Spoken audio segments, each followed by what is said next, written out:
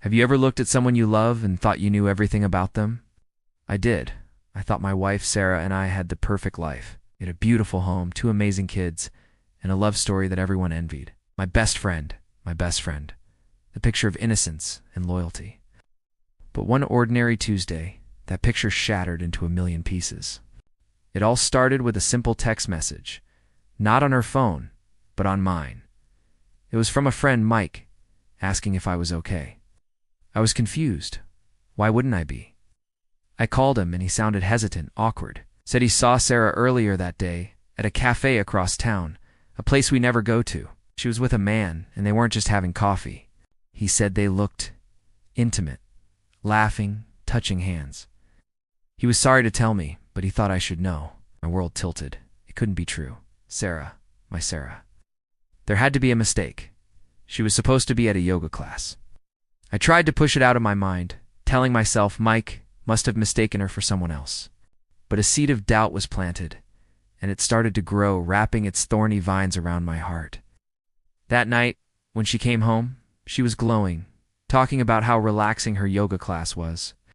I looked into her eyes, searching for a flicker of deceit, but all I saw was the same love I'd always seen, or so I thought.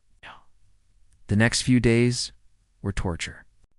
I became a detective in my own home, a stranger in my own marriage.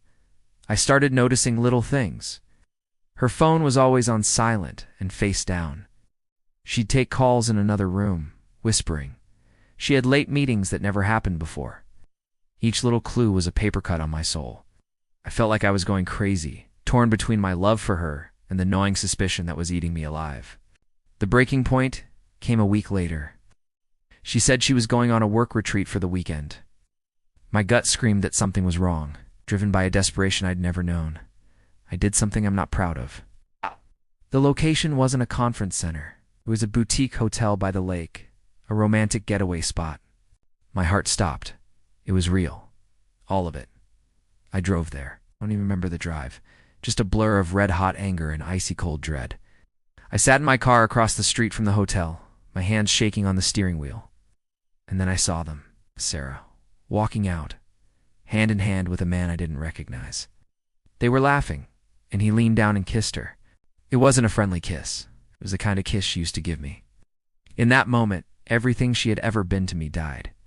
The innocent woman I married, the mother of my children, the life we built, it was all a carefully constructed lie. The truth didn't just hurt. It detonated my entire world. Going back home, knowing what I knew, was the hardest thing I've ever had to do. The path ahead is unclear and filled with pain. But one thing is certain. You can never truly unsee a truth that reveals everything you thought you knew was a lie. Thanks for listening to my story. If you've ever been through something similar, know you're not alone. Hit that subscribe button for more stories from the heart.